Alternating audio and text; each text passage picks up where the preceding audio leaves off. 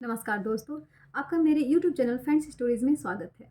और मैं लाली और लेखक वीरेंद्र जैन की कहानियों के संग्रह में से एक कहानी और जिसका शीर्षक है छींकू राम।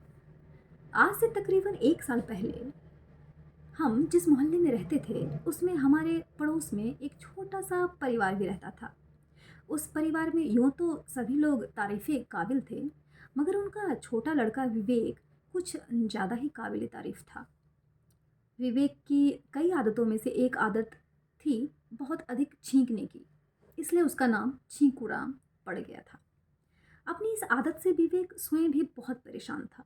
उसे उसकी मम्मी ने बताया था कि जब कोई नया काम शुरू किया जाता है तो उस समय कोई एक बार छींक दे तो उस काम को शुरू नहीं करना चाहिए।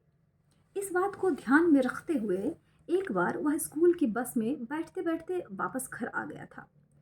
एक बार अपना बस्ता स्कूल में छोड़ आया था और एक बार पेपर दिए बिना चला आया था, क्योंकि जैसे ही वह बस में बैठने लगा उसे छींक आ गई थी।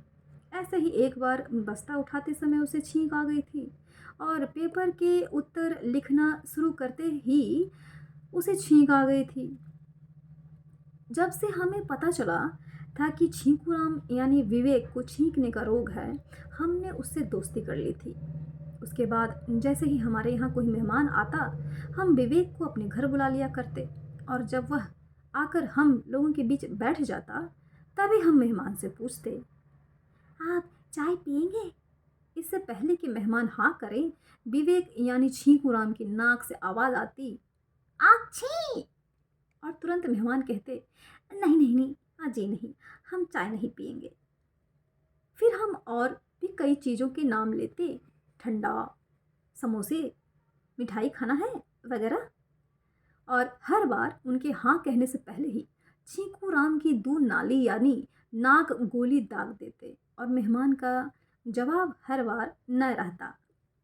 फिर कुछ देर बाद जैसे ही मेहमान कहते, है तो अब इजाज़त दीजिए, यानी हम जाना चाहते हैं, हम तुरंत विवेक को किसी बहाने बाहर भेज देते कि कहीं ऐसा ना हो या छींक दे और आते जाते मेहमान फिर रुक जाए। कुछ दिनों बाद हमारी देखा देखी मोहल्ले के और लोग भी छींकू राम का इसी काम में उपयोग करने लगे। कई बार तो यह हालत होती कि छींकू राम एक घर में ड्यूटी दे रहे होते और 3-3 घरों के बुलावे उनके लिए आते और घरों के बच्चे दरवाजे पर खड़े रहते। शुरू शुरू में छींकू राम अपनी इस खासियत से बहुत खुश हुए। उन्हें लगा उनकी सबको ज़रूरत है, वे सबके काम आ रहे हैं, वे ना हों तो सब परेशानी में पड़ जाएं।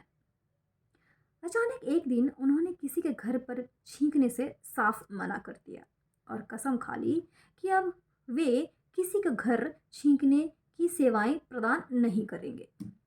हुआ यह कि उस दिन हमारे घर मेहमान आए हुए थे। हमने छींकू राम को बुलवाया, मगर वे किसी और के घर में थे। उन्होंने कहलवा दिया कि वे 2 घर निपटाकर अभी पहुंच रहे हैं, मगर जब वे काफ़ी देर तक नहीं आए तो हमें मेहमानों के लिए चाय बनवानी पड़ी और मिठाई भी मंगवानी पड़ी। वे मेहमान चाय मिठाई खा ही रहे थे कि यकायक छींकू राम आ पहुँचे। हमने उन्हें आदर से बिठाया, फिर चाय का कप उनकी तरफ बढ़ाते हुए कहा, विवेक भाई, चाय पियो। उन्होंने झट आगे हाथ बढ़ाया, पर तभी उनकी नाक की दुनाली दग गई, लिहाजा उन्हें चाय से वंचित रहना पड़ा। खैर, कुछ देर बाद हमने मिठाई की प्लेट उनकी तरफ बढ़ाई और कहा, लो विवेक भाई, मिठाई खा लो। उन्होंने फिर हाथ बढ़ाया, पर अभी बर्फी का टुकड़ा हाथ में उठा भी न पाए थे कि उनकी दुनाली फिर गूंज उठी, आच्छी! और वे बर्फी खाने से भी रह गए। उस दिन कई बार ऐसा ही हुआ।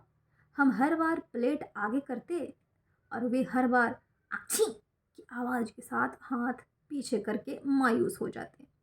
और उसी शाम छींकू राम ने प्रतिज्ञा ली कि अब वे तब तक किसी के घर नहीं जाएंगे जब तक कि अपनी छींकने की आदत पर वे काबू नहीं पा लेते। आज के लिए धन्यवाद दोस्तों।